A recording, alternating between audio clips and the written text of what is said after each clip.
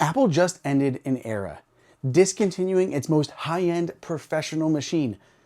While I'm sad, I think it's for the best. Let's talk about it. Real quick, if you want to keep up to date with all of the latest Apple news and reviews, hit that subscribe button. This has been a long time coming. Apple last updated the Mac Pro in 2023, I believe, and even then, it wasn't a crazy overhaul. Apple added the M2 Ultra chip, which was and still is incredibly powerful. But much has changed since then. I want to talk about why the Mac Pro was so beloved, why Apple is not giving up on the Pro market, and importantly, what's coming next. You don't have to run to the comments. I already know the Mac Pro is a niche machine. Not only was it prohibitively expensive, but it was not small. By design, this tower was a beast. That's because it was meant to be expandable, to a degree. Originally, you could open up your Mac Pro with ease and slot in more memory, storage, I/O, and crucially, graphics cards. But Apple moved away from the industry, like Nvidia. We all know how that ended up, with Apple putting all of its efforts into creating its own line of chips. A series, mostly for iPhones and iPads. M series, mostly for Macs and high-end iPads. Its new C series modems, ultra-wideband chips, headphone chips, or the new N1 networking chip. There's also like the watch chips. There's a lot of them. Baked into its processor is, of course, Apple-designed GPUs. For Apple, there's no desire to let people start using other GPUs when it's making its own. It gives it more control over supply chain, design, and performance, not to mention cost. So while the M2 Ultra Mac Pro looked great, had a powerful CPU and GPU, you couldn't upgrade the GPU down the line. I used a Mac Pro for a long time for my video production. I loved the look of it as classic Apple. Who doesn't love the cheesegrater? We still see people putting enclosures on the new Mac Minis to emulate a mini version of the Mac Pro. I did like being able to slot in new PCIe cards, but at this point it was mainly just for storage. Eventually, that barely became worth it. With Thunderbolt, it was easy enough to connect external storage or docking stations to expand its use. So really, what's the point in a very expensive Mac that has limited use cases for expansion? It doesn't make sense anymore in Apple's current lineup. Apple could have kept selling the current version of the Mac Pro, but I think the M2 Ultra is starting to show its age. Have you looked at maybe the comparison benchmarks recently? The 24-core M2 Ultra gets a solid 21,395 for its multi-core, but the new base M5 MacBook Pro already scores over 18,000 in that test. And the M5 Max version is a whopping 29,147, about 40% higher in a laptop. Mac Studio with the M3 Ultra or the M4 Max are also notably higher in their performance, obviously.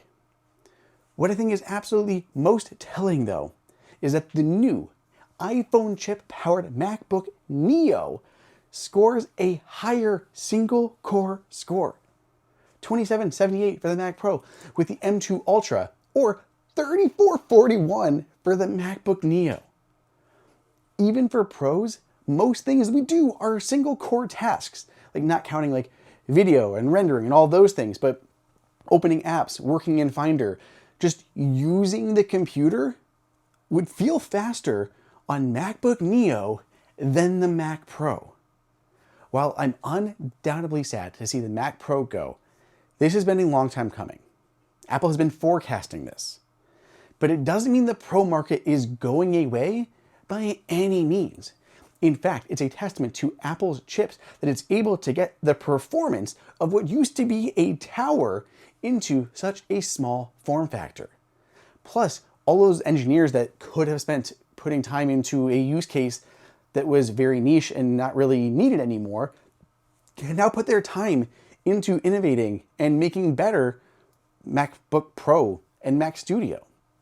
The Mac Studio is easily the heir apparent and is beloved by many already. Mac Studio hasn't been updated in a while, and it didn't need to be. Its performance was already very good, and there seems to be some behind-the-scenes stuff going on. A new one is already heavily rumored to be coming soon, and will see performance that will appease the most demanding professionals, all at a lower price point and a smaller footprint. The updated model with an M5 series chip is said to be coming out this summer, perhaps a dub, which was just confirmed to take place starting on June 8th. We will likely see an M5 Max version, as Apple has done Max versions on the M1, M2, and M4 incarnations. An M4 Ultra or an Ultra version is more of a mystery. We've seen the M1 Ultra, M2 Ultra, and M3 Ultra, but no M4 Ultra. Apple did move to a new architecture with the M5. Maybe that's why they ended up skipping the M4 Ultra, if they're planning to skip it. With the M5, Apple has broken down the chips into sections and then used a similar process to its old Ultra Fusion technique for its Ultra processors to combine these sections together. This has multiple benefits, like lower temperatures, but also lets Apple combine different chiplets together to create different chips, like keeping the CPU while adding even more capable GPUs.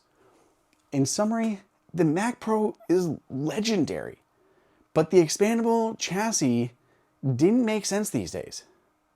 Apple can do more for less in smaller spaces. Take even the Studio Display XDR, that is better than the Pro Display XDR in almost every way, yet it carries a cheaper price tag.